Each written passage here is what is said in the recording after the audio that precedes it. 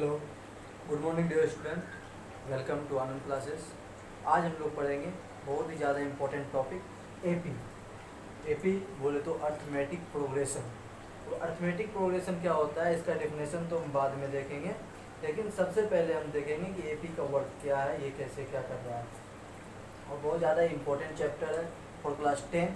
तो देखिए, ये जो मैंने कुछ संख्या लिखा है 8, 11, 14, 17। तो 8, 11, 14, 17 हम ये कह रहे हैं कि ये एपी में है। तो कैसे कह सकते हैं कि 8, 11, 14, 17 डॉट डॉट डॉट, मतलब इसके आगे और भी संख्या होंगे, ये एपी में है, अर्थमेटिक प्रोग्रेशन में है, मतलब कि समांतर श्रेणी में है। तो सबसे पहले जानना जरूरी है कि ये एपी में है, कैसे है वो बताऊंगा। सबसे पहले 8, यहाँ 8 पहला है, इसको हम टर्म फर्स्ट बोलेंगे। टर्म फर्स्ट 8 हो गया, उसी ढंग से टर्म सेकेंड 11 हो गया, उसी ढंग से टर्म थर्ड 14 हो गया, उसी ढंग से टर्म फोर्थ 17 हो गया, एंड सो ऑन। आगे जो भी संख्या आएगा, टर्म 5, टर्म 6, टर्म 7, इसी टाइप से। अब ये जो है, ये C D, what is C D? C D क्या है? सी डी का फुल फॉर्म है कॉमन डिफरेंस। कॉमन डिफरेंस मतलब कि अगर आप किसी भी एपी का कॉमन डिफरेंस निकालने जा रहे हो, तो आप क्या करो, किसी भी नंबर को उठाओ और उसमें से उसके प्रीसीडिंग टर्म को घटा दो, मतलब कि पहले वाले टर्म को घटाना।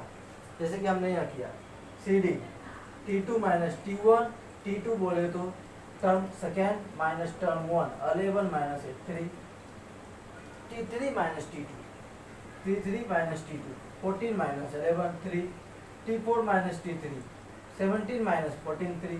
मतलब कि मैं देख रहा हूँ कि कॉमन डिफरेंस जो है हर हमेशा आपको 3 आ रहा है, चाहे आप T2 माइनस T1 कर रहे हो, चाहे T3 माइनस T2 कर रहे हो। उसी ढंग से अगर आप T5 माइनस T4 भी करोगे तो कॉमन डिफरेंस 3 ही आएगा। अगर नहीं आएगा तो आपका ये जो संख्या है ये एपी में नहीं होगा, ये एपी नहीं कहलाएगा। एपी कहलाने के लिए ये जरूरी है कि हर एक रेगुलर दो टर्म का बीच का डिफरेंस एक कांस्टेंट होना चाहिए। जैसा कि हमने दिखाया है कि यहाँ पर जो भी ये जो एपी मैंने लिखा है, इसमें कोई भी दो टर्म उठा के मैंने इसका कॉमन डिफरेंस निकाला, हर जगह 3 ही आया है। चलिए, अब इसका जो डिफिनेशन होता है उसे मैं एक बार देख लूँगा। A sequence in which each term differ from its preceding term by a constant। मतलब ये हुआ कि कोई सीक्वेंस जो लगातार रेगुलर नंबर जा रही है, कोई सीक्वेंस है, उसका हर एक टर्म, ईच टर्म उसके प्रीसीडिंग टर्म से एक कांस्टेंट में डिफर हो, इस टाइप से। ठीक है, अब मैंने कुछ एपी दिया, जैसे 2, 4, 6, 8, 10, ये एक टाइप का टेबल है, 12, 14, 16। आप उस टाइप का कोई भी टेबल आपने आज तक जो भी पढ़ा है वो सब एपी में ही कहलाते हैं।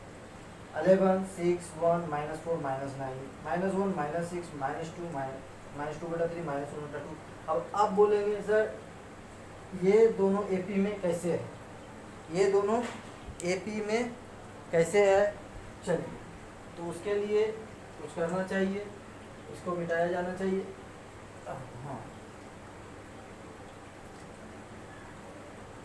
ये दोनों एपी में कैसे है? सबसे पहले 11, 6, 1, -4, -9, ये बोल रहे हैं हम एपी में है, बट कैसे? जैसे कि हमने बताया था कॉमन डिफरेंस निकालने के लिए, और हर एक टर्म के बीच में कॉमन डिफरेंस अगर सेम है तो एपी में है।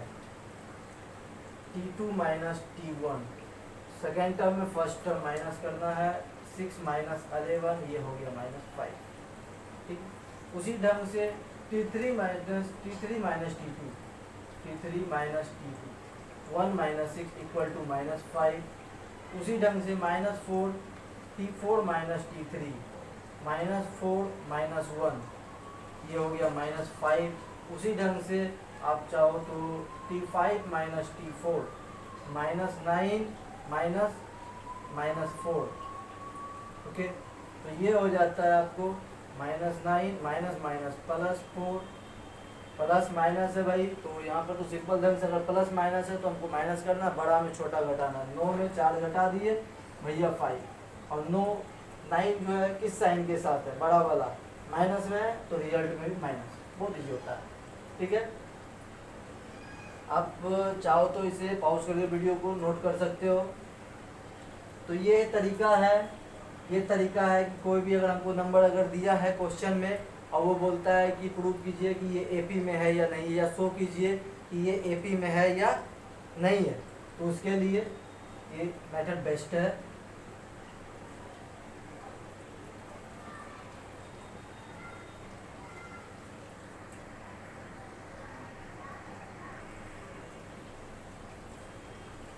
अब ये सीक्वेंस मैंने लिया, क्या यह सीक्वेंस एपी में है या नहीं है, इसे शो करना है। तो आपके बुक में, आपके टेक्स्ट बुक में इस टाइप का क्वेश्चन बहुत सारे होंगे, चाहे आप आर एस अग्रवाल सर के बुक ले लो, चाहे आर डी शर्मा की बुक ले लो, बहुत सारे बुक में, बहुत सारे बुक हैं, असल में इस टाइप का क्वेश्चन है कि show that this sequence is in AP. चलिए, तो इसके लिए क्या करना होगा, सबसे पहले अगर रूट में है तो आपको अंडर रूट को तोड़ना है, रूट से निकालना है। तो ये जैसे कि 20 है,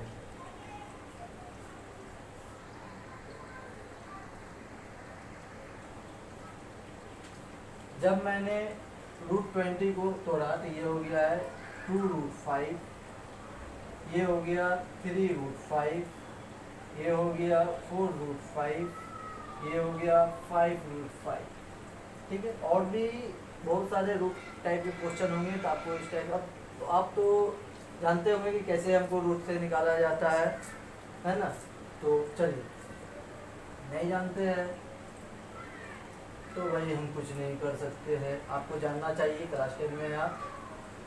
ठीक है, तो अब क्या करेंगे, T2 minus T1, T2 common difference निकालना है भाई। T2 minus T1 common difference, term 2 minus term 1, मतलब 3√5 माइनस 2√5, 3√5 में 2√5 घटाएंगे तो क्या होगा, 1√5, मतलब 1 तो लिखा जाता नहीं है तो सिर्फ √5। उसी ढंग से T3 माइनस T2, 4√5 माइनस 3√5, ये T3 है, टर्म 3, ये टर्म 2 है, तो इसलिए टर्म 3 में टर्म 2 माइनस करना है, 4√5 में 3√5, 1√5, रिपीट 1 नहीं लिखा जाता है। उसी ढंग से T4 minus T3, 5√5 minus 4√5 equal to 1√5। तो ये हम देख सकते हैं कि यहाँ भी सेम कांस्टेंट, यहाँ भी सेम, यहाँ भी सेम, मतलब कि जो मेरा डी निकाल रहे हैं हर एक बार वही आ रहा है, √5 मेरे पास जितना भी नंबर दिया हुआ था वहाँ तक हमने निकाला, सबके साथ √5 ही आया है। ठीक है, तो ये हो गया, हम कह सकते हैं now we can say that this sequence is in AP. Okay,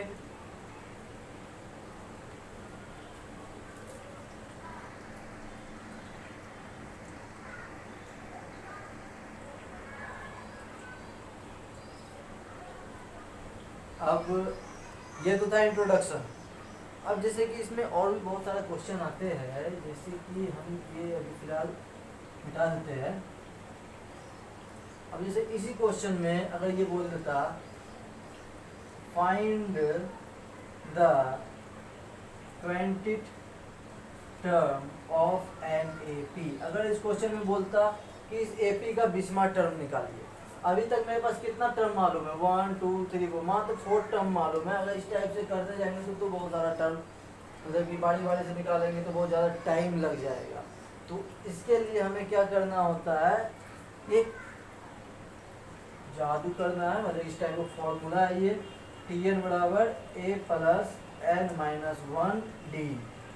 ठीक है, here a equal to first term, n equal to आपको जितना टर्म निकालना है, मुझे यहाँ 20 टर्म निकालना है, तो n बराबर मेरा हो गया 20, d मतलब कि कॉमन डिफरेंस। ओके, तो अब चलिए इस पर हम वर्क करते हैं। तो भाई a मेरा क्या है, मतलब फर्स्ट टर्म क्या है, फर्स्ट टर्म ये रहा 2√5 प्लस n क्या है, कितना टर्म मुझे निकालना है, क्वेश्चन क्या बोल रहा है कि आपको 20वां टर्म निकालना है, तो n हो गया 20 माइनस 1 डी क्या है, डी हो गया है कॉमन डिफरेंस, हमने निकाला था डी, सी डी निकाला था हमने थोड़ा देर पहले, √5 निकाला था, तो डी हो गया है √5। डी बोले या सी डी बोले, कॉमन डिफरेंस या डिफरेंस सेम चीज़ है। ये हो गया 2√5, इसमें -1, 19√5, 19 to 21√5।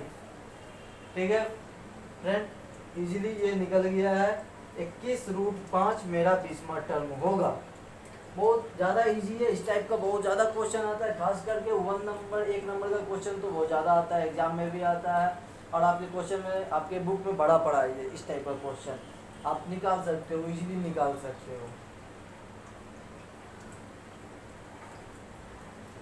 नोट्स कर सकते हो, इसे आराम से नोट कीजिए।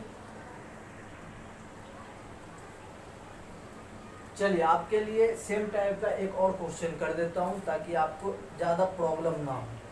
ठीक है, यहाँ बोल रहा है कि इस एपी का 37 टर्म निकालिए, 37वां टर्म निकालना है इस एपी का। एपी क्या है, 6, 7 whole 3/4, 9 whole 1/2, 11 whole 1/4, dot dot dot dot dot. चलिए डॉट डॉट डॉट का मतलब है कि आगे भी नंबर है। ओके, तो सबसे पहले हमें क्या लेना, जैसा कि आपको पता है कि कौन सा फॉर्मूला से बनेगा, Tn बराबर a प्लस n-1d। ठीक है, कितना टर्म निकालना है मुझे, 37 टर्म निकालना है, तो n हो गया है 37, a आपको बता चुका हूँ, a फर्स्ट टर्म को a बोलते हैं 6, और d है दो टर्म का डिफरेंस। ठीक है, तो d निकालने के लिए हमें T2 - T1 इजीली कर देंगे, बार बार इसको करने का जरूरत नहीं, ऐसा कि नहीं T2 - T1 कर दिया, फिर T3 - T2, फिर T4 - T3, ऐसा नहीं, एक बार निकाल लो वही आ जाएगा आपको। तो T2 - T1 करना है भाई, 7 होल 3/4 -6। ओके, आपको फ्रैक्शन वाला घटाओ, भिन्न का जोड़ भिन्न का घटाओ तो आना ही चाहिए, और आता भी होगा आई होप। चलिए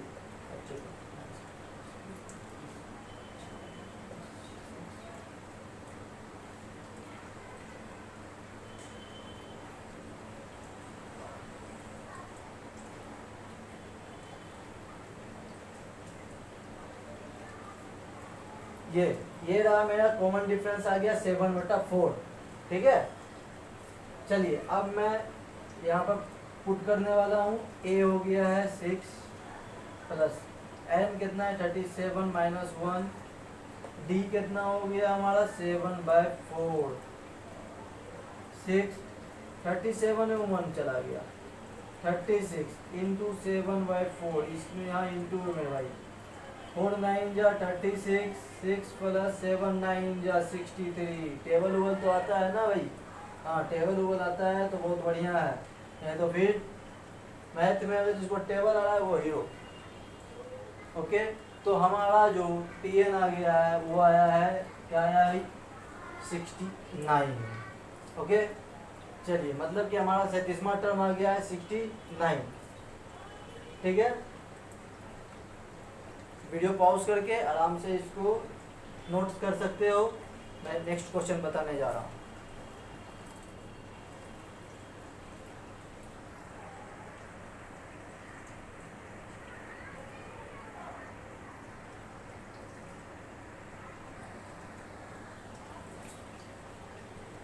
नाउ अब ये जो क्वेश्चन है यहाँ बोल रहा है कि which term of the AP 72, 68, 64, 60 0 dot dot dot 0, मतलब कि क्या 0 इस AP में आएगा, अगर आएगा अभी तो किस पोजीशन पर आएगा, मतलब कितना टर्म पे आएगा। ठीक है, अगर कभी कभी क्वेश्चन ऐसा बोल देता है कि क्या 0 इस AP का हिस्सा है, या तो अगर इस ढंग से ही क्वेश्चन पूछ रहा है कि 0 इस AP में किस पोजीशन पर आता है, तो भी हम उसको इसी ढंग से बनाएंगे। प्रीवियस फॉर्मूला जो था उसी हिसाब से उसी पर हम बनाएंगे इस क्वेश्चन को। देखिए now see that how.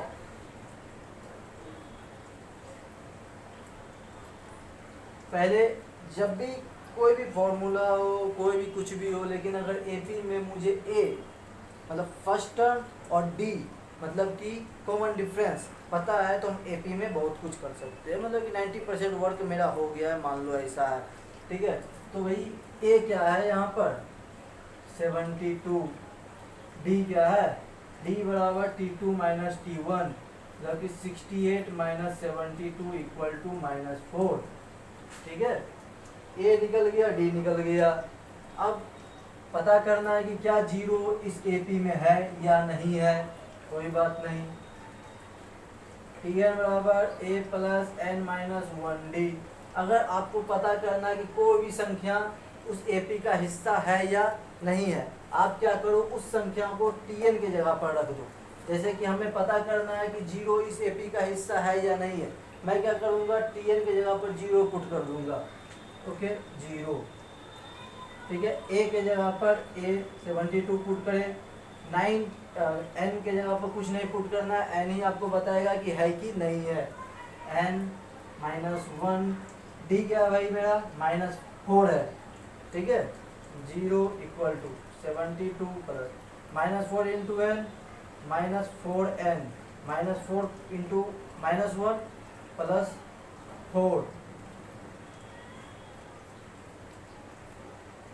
Bracket open -4n plus 4 72 4 76 -4n -4n को वही बॉर्डर के इस पार, बॉर्डर बोले तो इक्वल टू के इस पार कर देना है, 4n, क्योंकि ये माइनस में इक्वल टू के इस पार किए तो पॉजिटिव हो गया, प्लस 4n हो गया, ये 76 n बराबर 76/4। क्या ये फ्रैक्शन है? यदि ये नहीं कटता है 4 से, कम्प्लीटली डिविजिबल नहीं होगा